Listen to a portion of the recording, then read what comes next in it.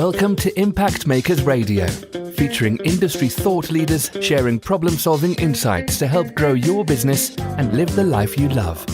And here's your host, Stewart Andrew Alexander. Hi everyone, Stewart Alexander here, and on this segment of the show, I have divorce attorney Gary Allen Gardner of Rosi Gardner, and he's calling in all the way from Traverse City in Michigan. Now, among the many skills that Gary has, Gary specializes in the topic of divorce law and enforcement, and we'll be talking to you today about how a receiver may help your post-judgment enforcement or modification. Now that sounds all very interesting, and I can't wait to have him on the show. He's a delightful chap. We've had a little chat before we came online. So without further ado, let's welcome him to the show. Welcome, Gary. Thank you, Stuart. Happy to be here. Okay, so welcome. Gary, let's jump feet first in. First question, in your own words, just briefly describe the people who you serve and the kinds of situations they find themselves in when they come to you for help. Well, I am a divorce lawyer, and I represent clients in divorce, sometimes as they're going through the divorce, sometimes after the divorce has been finalized and they need to enforce what they've already been awarded. Sometimes that's easy, sometimes it's not so easy. Sometimes your now ex-spouse tries to tuck assets and money away out of reach, and sometimes he or she thumbs their nose at the court, and that's where I try to help.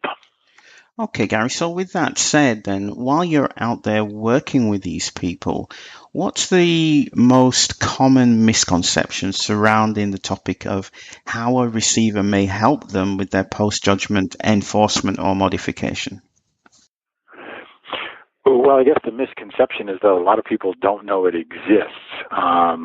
Most states, including Michigan, where I practice, where I'm licensed to practice, have some procedure like a receiver, somebody who can be put in charge of a company or an income-producing asset, and actually to comply with the court order and pay over those funds that are supposed to be paid over. A lot of times people say, well, I've gone to the friend of the court or the court enforcement agency, and they tell me there's nothing more they can do to get my child support paid or to get my spousal support or alimony paid.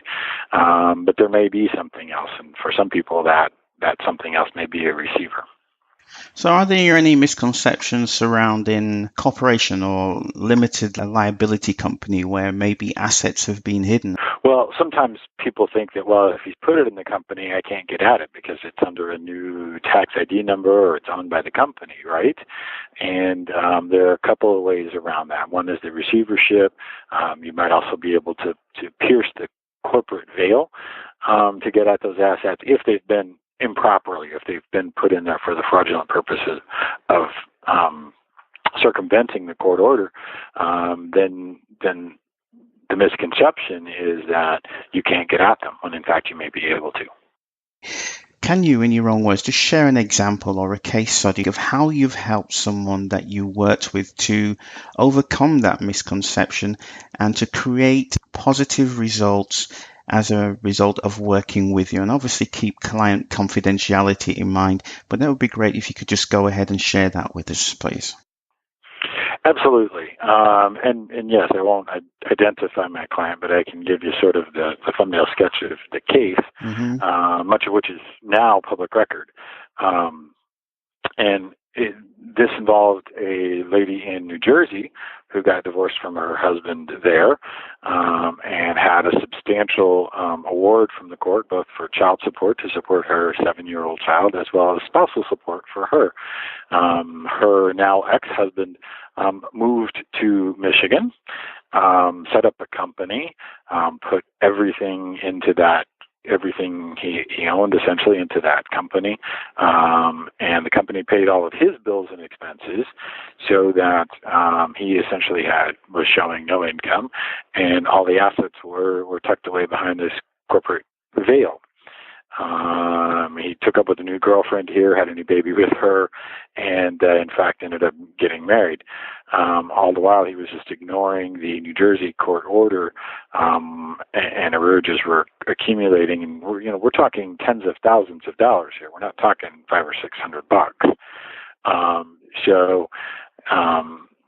Through a private investigator and myself, we were actually able to identify where those assets were here in Michigan, gather enough information to go to the court and ask on an ex parte basis, meaning the other side wasn't notified yet for appointment of a receiver. And we laid all these facts out to the court here in Michigan as the enforcing court. We weren't really changing the New Jersey order. We were just enforcing it here. Laid all these facts out, and the court actually appointed a receiver, froze bank accounts, put the receiver, who was a CPA and attorney actually, in charge of those assets, and that quickly persuaded her ex-husband that he needed to take care of these obligations, which he did. Right. I could imagine when somebody comes to you then, Gary, that they have some kind of fears of moving forward with a post-judgment enforcement or modification. Can you just speak a little bit about that for us so that the person who's listening to you right now and who's maybe considering a post-judgment enforcement or modification but has internal fears, can you just speak to that person for us for a little while, please? I'll be happy to try. Everyone has their own fears. Sometimes it's fear of personal safety, but obviously where you've got several states in between you, New Jersey and Michigan, that's not as large a concern. But if that's a concern and your address has been kept confidential, then it should be able to remain confidential in continuing court proceedings. I'll also tell you that all communications with me or my office are privileged, and so there's no notification given to the other side if you contact my office to say, can you help? Here's what I have. Is there anything we can do? So you shouldn't have a fear that just by making that call, your ex-spouse is going to be notified that you're up to something. Another fear often is cost, and if there is a marital estate, if there are assets to go after, your judgment of divorce may provide for a recovery of attorney fees. Some may have to be paid up front, but then can be recovered if you're the party that's not at fault, or they may be the fees of the receiver may be able to be paid out of the receivership, that is by the other side directly from, for instance, the company assets, if those assets have been wrongfully put into the company. So there's a couple of fears there: physical safety, communications, who pays the fees. Do you have other fears in mind that you'd like to No, those are fantastic. Thank you for sharing those with us. They're very insightful. I just had this picture of somebody who's actually listening to you right now, and you're sharing all these great insights and these great tips. However, they just may be fearful of taking that step forward. And I think the way how you would just address that question has be very helpful for that person. So thank you so much for sharing that with us, Gary. So moving on, when somebody is considering enforcing a divorce award, a judgment or a settlement, please share with us, if you will, one unknown pitfall that they may not be but should be aware of. Well, a couple. One, don't assume that there's no remedy. Don't assume that if somebody at the court has told you there's nothing more we can do, don't assume that that's true. Others may be able to help. A divorce advocate, a private investigator, some specialist may be able to assist you. The other pitfall, I guess, is people often assume that judgment of divorce is written in stone, and it's not. Most courts, certainly Michigan courts do, retain jurisdiction over the enforcement of the judgment of divorce, and can modify it if circumstances warrant. So that, if the judgment of divorce said the house is going to be sold and the proceeds divided, and it's 4 years later and the house hasn't been sold and he's still living there, and so you haven't gotten your equity out, the court could choose to modify that and take some other approach, maybe pay your portion out of some other marital assets. But the thing to remember here is the court retains its jurisdiction to modify that judgment of divorce if circumstances warrant doing so. Great. So, Gary, you've been sharing some fantastic information so far. It's been very educational, very informational. And for the person who's listening to you right now, they're most likely thinking, who is Gary Gardner?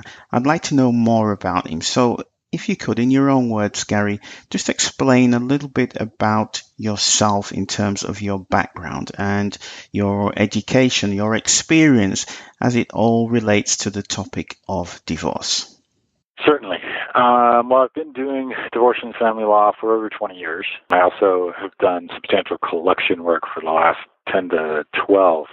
So sometimes those two things come together in helping people in these circumstances where they need to enforce that judgment of divorce. Prior to that 20 years, I got my law degree from Washington University School of Law in St. Louis, Missouri, and I have been practicing in Michigan since then, since 1995. I practice all over the state here in Michigan, and I have a number of relationships with attorneys in other states regarding cases. Often, cases go these days interstate, and so I have contacts elsewhere to facilitate some of those. So, Gary, it's a Monday morning or any other morning of the week. How do you feel when you wake up in the morning? And do you enjoy what you do? Most days, more days than not, certainly. And one of the things that we certainly enjoy at our law office is you never know exactly what the day is going to bring. You never know exactly who's going to call with what new sort of case or circumstance that we haven't seen before, to see how we can help. So, Gary, before we go, I'd like you to just envision in your mind the person listening to you right now who may be considering using the services of a receiver to help them with post-judgment enforcement or modification. What would be your absolute best tip to that listener?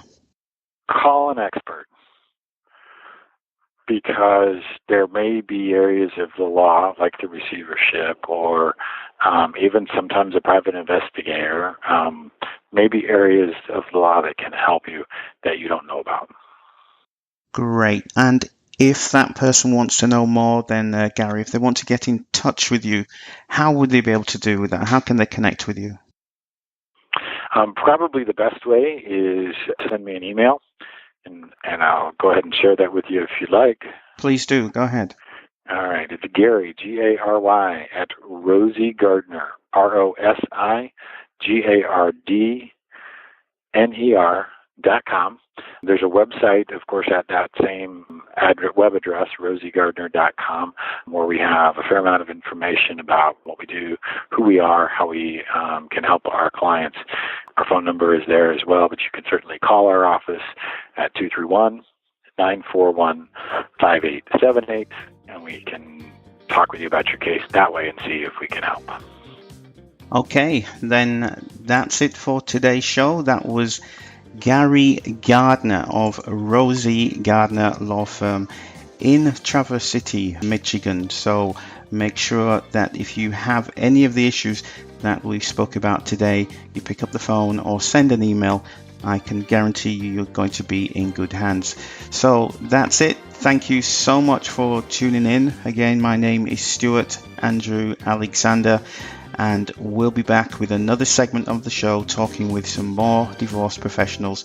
So until then, take care, have a great day, and we'll talk real soon. Thank you for tuning in to Impact Makers Radio. To listen to all past, present and future industry thought leaders and trendsetters, visit us at impactmakersradio.com.